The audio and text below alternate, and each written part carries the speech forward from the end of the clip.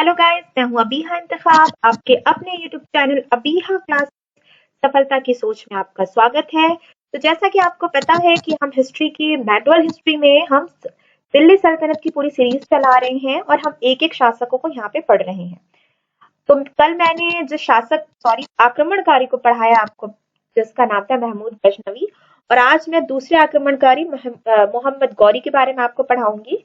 और कल से मैं गुलाम वंश के प्रथम शासक थे, जिसको हम संस्थापक भी कहते हैं, कुतुबुद्दीन ऐबक के बारे में आपको पढ़ाऊंगी। तो अगर आप हमारे चैनल पे नए हैं तो चैनल को सब्सक्राइब कीजिए, वीडियो को लाइक कीजिए और दोस्तों को शेयर जरूर कीजिएगा। और सबसे इम्पोर्टेंट बात कि हमारे चैनल पे हिस्ट्री, ज्योग्राफी, इकोनॉमिक्स, सिविक्स के सभी टॉपिक्स के वीडियोस आपको मिलेंगे। और आप अगर इन सब्जेक्ट रिलेटेड कोई नया टॉपिक चाहते हैं तो हमें कमेंट करके जरूर बताइए। हम एक हफ्ते के अंदर आपको इस टॉपिक का वीडियो प्रोवाइड करा देंगे। तो चैनल को सब्सक्राइब करना मत भूलिएगा। तो चलिए स्टार्ट करते हैं आज का लेक्चर।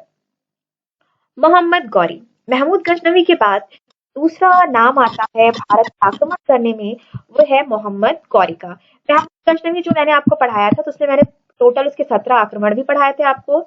और यहाँ पर भी मैं आपको मोहम्मद गौरी के जो दो महत्वपूर्ण युद्ध, तराइन प्रथम और तराइन द्वितीय, दोनों ही पृथ्वीराज चौहान के साथ हुए, इनके बारे में पढ़ाऊंगी। तो चलिए वीडियो स्टार्ट करते हैं। ये पिक्चर आप देख रहे हैं मोहम्मद गौरी की पिक्चर है। और अब आगे हम देखते हैं मोहम्मद गौरी कौन था। गौरियों ने गजनी के जागीरदारों के रूप में शुरुआत की थी, लेकिन जल्द ही उन्होंने अपना प्रभुत्व स्थापित किया था। अब देखिए, गजनी का रहने वाला महमूद गजनवी था। यहाँ पर कि गौरियों ने गजनी के जागीरदारों के रूप में शुरुआत की थी, लेकिन जल्द ही उन्होंने अपना प्रभुत्व स्थापित किया था। मुइजुद्दीन मोहम्मद, जिसे गौर के मोहम्मद के नाम से भी जाना जाता है, यानी इसका नाम क्या था, मुइजुद्दीन मोहम्मद, ठीक है। और इसे गौर के मोहम्मद के नाम से भी जाना जाता है, इसलिए इसे गौरी भी कहा जाता था, क्योंकि गौर का रहने वाला था ये। ईस्वी 1173 से 1202 तक गौरी साम्राज्य का सुल्तान था। 1202 से 1206 एकमात्र शासक था। मतलब यहाँ से अगर बात करती हूँ, 1202 से 1206 के बीच में एकमात्र शासक था। उसे भारतीय उपमहाद्वीप में मुस्लिम शासन स्थापित करने का श्रेय दिया जाता है, जो सदियों तक चला।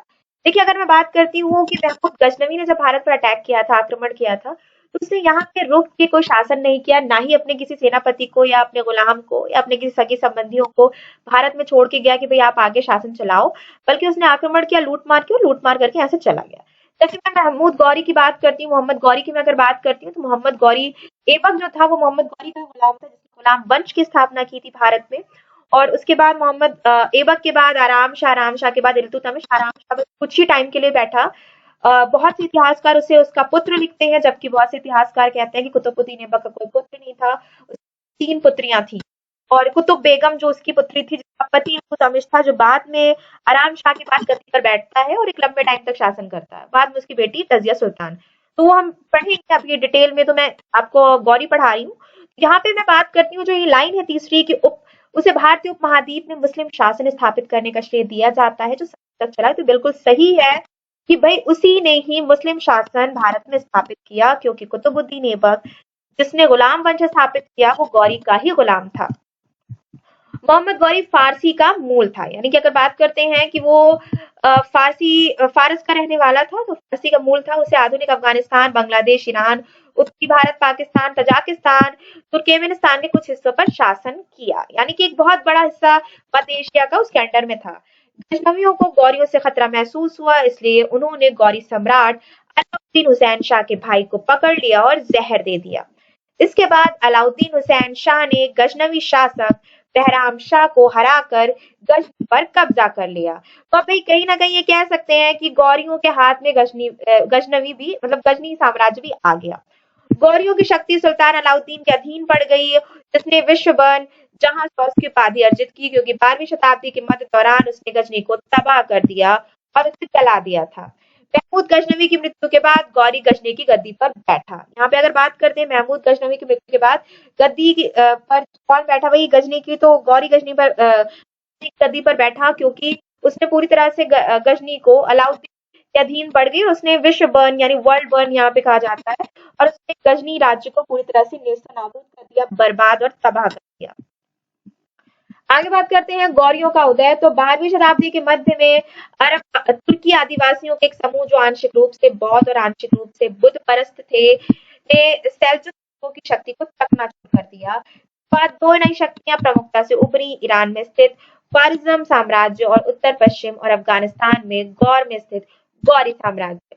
ख्वारिज़्म साम्राज्य की बढ़ती ताकत ने गौरियों की मध्य एशियाई महत्वाकांक्षा को गंभीर रूप से सीमित कर दिया। खुरासान जो दोनों के बीच विवाद का कारण था, वो जल्दी ख्वारिज़्म शाह ने जीत लिया। खुरासान अभियान हम आपको डिटेल में भी पढ़ाएंगे। खुरासान नाम है एक बार और बहुत फेमस और सामने आएगा महत्वपूर्ण स्थिति में, और वो स्थिति होगी आपकी जब हम पढ़ेंगे मोहम्मद बिन तुगलक। जब मोहम्मद बिन तुगलक की हम पढ़ेंगे 4 महत्वपूर्ण गलतियां, तो उसमें से एक खुरासान अभियान भी था। इसने गौरियों के लिए भारत की ओर विस्तार की तलाश करने के अलावा कोई विकल्प नहीं छोड़ा। गोमल दर्रे के रास्ते आगे बढ़ते हुए मोइजुद्दीन मोहम्मद ने मुल्तान और उच्च को जीत लिया। ये उच्च क्षेत्र है जो, उसको जीत लिया। 1178 ईस्वी में उसने राजपुताना रेगिस्तान में मार्च करके गुजरात में प्रवेश करने का प्रयास किया। 1190 ईस्वी तक मोइजुद्दीन मोहम्मद ने पेशावर, लाहौर और सियालकोट पर विजय प्राप्त कर ली थी और दिल्ली एवं गंगा के द्वार की ओर बढ़ने के लिए तैयार था। अब बात करते हैं सबसे इंपॉर्टेंट युद्ध जो माना जाता है भाई गौरी की तरफ से। भारत में 2 महत्वपूर्ण युद्ध माने जाते हैं। एक युद्ध तो तराइन प्रथम और तराइन द्वितीय, चंदावार का भी युद्ध है, लेकिन हम बात करेंगे तो सबसे महत्वपूर्ण 2 ही युद्ध है। हम चंदावार भी पढ़ेंगे इसमें, ये आपको हम चंदावार का युद्ध पढ़ाएंगे, लेकिन उससे पहले हम पढ़ेंगे तराइन प्रथम और तराइन द्वितीय हम पढ़ेंगे, तो उस पर हम बात करते हैं कि तराइन प्रथम किसके बीच हुआ। तो तराइन प्रथम कब हुआ? तराइन प्रथम हुआ था 1191 ईस्वी में, और ये पृथ्वीराज चौहान और मोहम्मद गौरी के बीच हुआ था। पृथ्वीराज चौहान इसमें विजयी रहा था। यह 2 महत्वाकांक्षी शासकों मोइजुद्दीन मोहम्मद यानी गौरी और पृथ्वीराज के बीच रहा। तबरहिंदा पर प्रतिद्वंदी दावों के साथ संघर्ष शुरू हुआ। 1191 ईस्वी में तराइन में लड़ी गई लड़ाई में गौरी सेना को पूरी तरह से भगा दिया गया। अब बात करते हैं मोइजुद्दीन मोहम्मद की जान एक युवा खिलजी घुड़सवार ने बचाई थी। पृथ्वीराज ने अब तबरहिंदा को आगे बढ़ाया और 12 महीने की घेराबंदी के बाद इसे जीत लिया। यानी प्रथम युद्ध रहा तराइन का, इसमें पृथ्वीराज चौहान विजयी रहा था। पृथ्वीराज द्वारा गौरियों को पंजाब से बाहर निकालने का बहुत कम प्रयास किया गया था। इसने मोइजुद्दीन मोहम्मद को अपनी सेना को फिर से संगठित करने और अगले वर्ष भारत के लिए एक और कोशिश करने के लिए समय दिया। उन्होंने पृथ्वीराज द्वारा गौरी शासक के कब्जे वाले पंजाब को छोड़ने के प्रस्ताव को अस्वीकार कर दिया।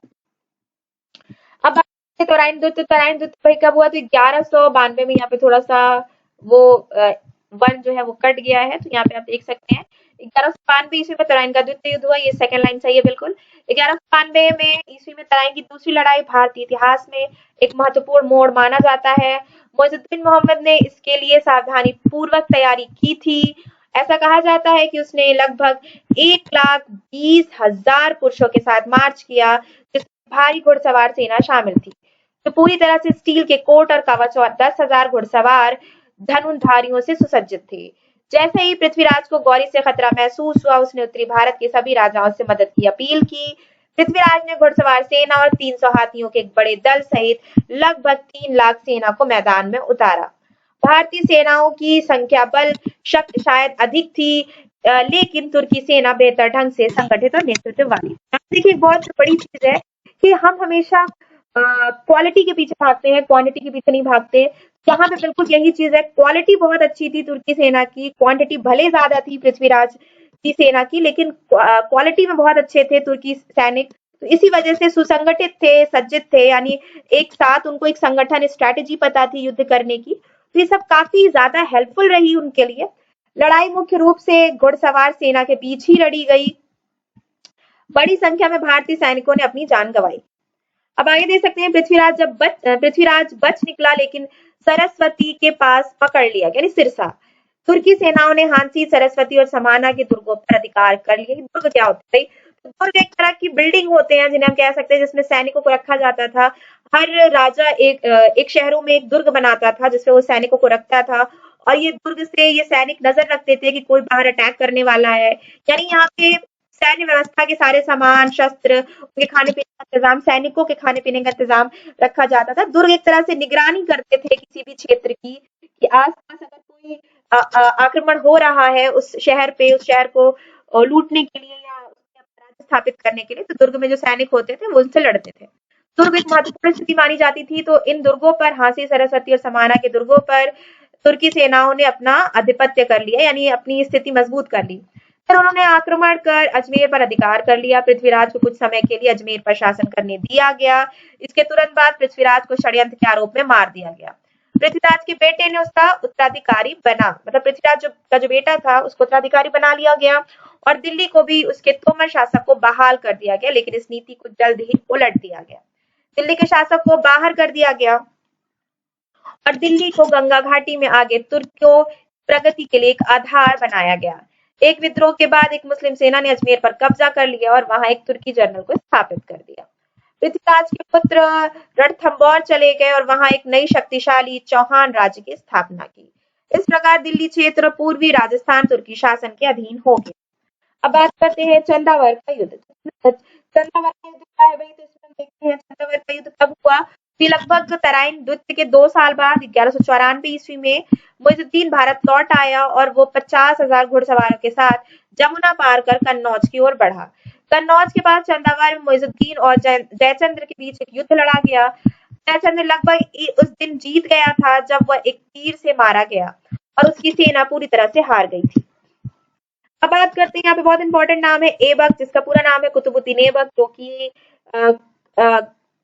गौरी का गुलाम माना जाता है। बहुत गौरी की जब मृत्यु हुई तो गौरी का कोई उत्तराधिकारी नहीं था, लेकिन गौरी का एक भतीजा था गयासुद्दीन, और तो उसने ऐबक को बहुत पसंद करता था गुलामों में, तो उसने ऐबक ने उसके सामने शर्त रखी। ऐबक सेनापति भी था गौरी का, तो ऐबक ने वही शर्त रखी कि अगर आप भारत में मुझे स्थापित करते एक अपना वंश, एक अपना राज्य, तो भाई मैं आपके जो क्षेत्र हैं और के उन पे अटैक करने की कोशिश भी नहीं करूंगा, और अगर अटैक होते हैं तो इस चीज को गयासुद्दीन ने बहुत आराम से एक्सेप्ट कर लिया, शर्त को मान लिया। तो ऐबक ने भाई भारत में एक नया वंश की स्थापना की, इसको हम डिटेल में पढ़ेंगे, गुलाम वंश की स्थापना की। लेकिन यहाँ पे बात करते हैं ऐबक का अभियान। ये ऐबक का अभियान उस समय चल रहा था जब गौरी जिंदा था और ऐबक जो था वो गौरी का सेनापति के तौर पर लड़ रहा था। कुछ समय के बाद ऐबक ने क्षेत्र के चंदेल शासकों से कालिंजर, अहोबा और खजुराहो पर विजय प्राप्त की। तो आपने एक आधार के साथ तुर्कों ने पड़ोसी क्षेत्रों में छापे मारने की एक श्रृंखला शुरू की और ऐबक ने गुजरात के शासक भीमतीर्थ को हराया और अनिलवाड़ और कई अन्य शहरों को तबाह और लूट लिया गया। हालांकि एक मुस्लिम गवर्नर को उस स्थान पर शासन करने के लिए नियुक्त किया गया था, लेकिन उसे जल्द ही हटा दिया गया था। इससे पता चलता है कि तुर्क इतने दूर दराज के क्षेत्रों पर शासन करने में नहीं थे, हालांकि तुर्क पूर्व में अधिक सफल रहे। अब यहाँ पे एक चीज याद रखिएगा कि भाई गुलाम वंश स्थापित हुआ तो गुलाम वंश भी साउथ तक नहीं गया। मतलब अगर मैं बात करूं कि पूर्व में ही सीमित रहे, कि साउथ आने की कोशिश भी नहीं की और ये आ भी नहीं पाए सफलता से। लेकिन खिलजी डायनेस्टी जो इसके बाद का वंश है, जो वंश है, उसमें अलाउद्दीन खिलजी साउथ तक आया और उसने यहाँ से साउथ से 2 नायाब चीजों से मिली, एक तो मलिक काफूर और एक कोहिनूर। तो ये दोनों हम जब पढ़ेंगे इनके बारे में, जब हम पढ़ेंगे खिलजी डायनेस्टी और खिलजी में जब हम पढ़ेंगे जलालुद्दीन खिलजी के बाद अलाउद्दीन खिलजी, तो अभी हम पढ़ते हैं मोहम्मद गौरी की मृत्यु कैसे हुई, तो कैसे मरा भाई। मूर्खतापूर्ण ढंग से असम में ब्रह्मपुत्र घाटी में एक अभियान चलाया। असम के मार्ग शासक के पीछे हट गए और तुर्की सेनाओं को जहां तक हो सके जाने दिया गया। लेकिन यहाँ पे एक बात मैं बताती चलूं आपको कि बहुत से बच्चे ये सोचते हैं कि वो जो टीवी में देख लेते हैं, पिक्चर में देख लेते हैं, वो सत्य घटना होती है। अक्सर मूवी आई थी अभी कुछ साल पहले पृथ्वीराज चौहान पे बेस्ड, जिसमें दिखाया गया था कि पृथ्वीराज चौहान ने गौरी को मारा। तो भैया आप दिखाइए, कुछ भी दिखाइए, लेकिन आप इतिहास से छेड़छाड़ करते हैं तो उसका बहुत गलत इफेक्ट पड़ता है। तो यहाँ पे बिल्कुल जैसे मैं बता रही हूँ आपको, गौरी पृथ्वीराज चौहान ने नहीं मारा था भाई। पृथ्वीराज चौहान को पहले ही मार दिया गया था, उसके बाद गौरी की मृत्यु होती है। तो अंत में थकी हुई सेनाओं ने महसूस किया कि वे और आगे नहीं जा सकते और उन्होंने रुक जाने का फैसला किया। कोई राशन नहीं मिला और असमिया सेनाओं, असम की जो सेना थी, असमिया सेनाओं द्वारा उन्हें लगातार परेशान किया गया। भूख और बीमारी से थकी हुई कमजोर तुर्की सेना को एक ऐसी लड़ाई का सामना करना पड़ा जिसमें आगे एक चौड़ी नदी थी और पीछे असमिया सेना थी। तुर्की सेनाओं को पूरी तरह से हार का सामना करना पड़ा था। गौरी गंभीर रूप से बीमार था और अपने बिस्तर तक ही सीमित था जब उसे अपने ही अमीरों में से एक ने मार डाला था। यानी अगर मैं बात करूं, ही अमीरों में से एक ने उसके पीठ पर वार किया था, चाकू से उसके पीठ पर वार किया था, गौरी की मृत्यु हो गई थी। तो गौरी पृथ्वीराज चौहान ने बिल्कुल नहीं मारा है, यहाँ पे एक चीज क्लियर समझ लीजिए। कि आप जो भी सीरियल वगैरह टीवी में पिक्चर देखते हैं तो पहले आप किताबों को ध्यान से पढ़ें, तब आप उस चीज को समझें कि क्या सत्य है और क्या असत्य है। तो आज के इस वीडियो में बस इतना ही। मैंने मोहम्मद गौरी को डिटेल में पढ़ाया है। कल हम पढ़ेंगे कुतुबुद्दीन ऐबक। वीडियो कैसा लगा कमेंट करके जरूर बताइएगा, और अगर आपको कोई टॉपिक पढ़ना है तो भी हमें जरूर बताइए। थैंक यू दोस्तों।